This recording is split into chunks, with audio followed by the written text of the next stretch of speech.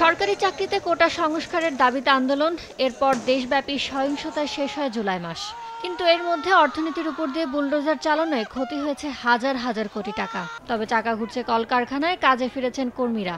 কিন্তু বন্ধ হয়েছে কি অর্থনীতিতে শুরু হওয়া রক্তক্ষরণ? তৈরি পোশাক শিল্পের উদ্যোক্তারা বলছেন জুলাই মাসে উৎপাদন ব্যাহত হয়েছে 7 দিন, অথচ এই জের টানতে হবে অন্তত 1 মাস। এরই মধ্যে অনেকের কপালেই ভাঁজ পড়েছে চলতি মাসে শ্রমিকদের বেতন পরিশোধের চিন্তায়। চেইন রিঅ্যাকশনসগুলো কিন্তু শুরু হয়েছে। সবচেয়ে এখন ক্রুশিয়াল ফ্যাক্টর বেতন।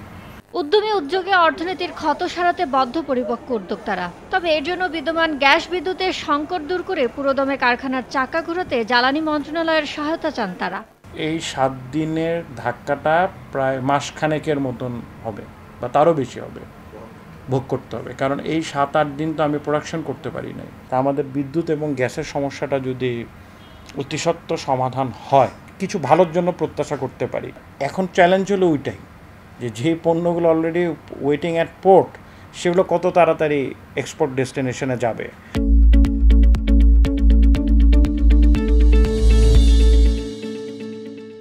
চাপে পড়া অর্থনীতিকে টেনে তুলতে আমদানি রফতানি বাণিজ্যে কাস্টমসের হয়রানি বন্ধের দাবি ব্যবসায়ীদের।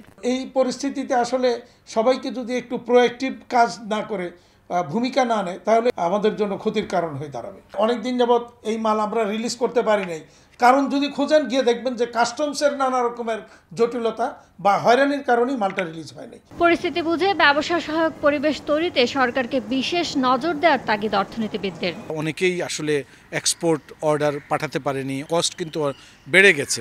তো বাস্তব পরিস্থিতির আলোকে আশা করছি সরকার নীতি সহায়তা দিবে।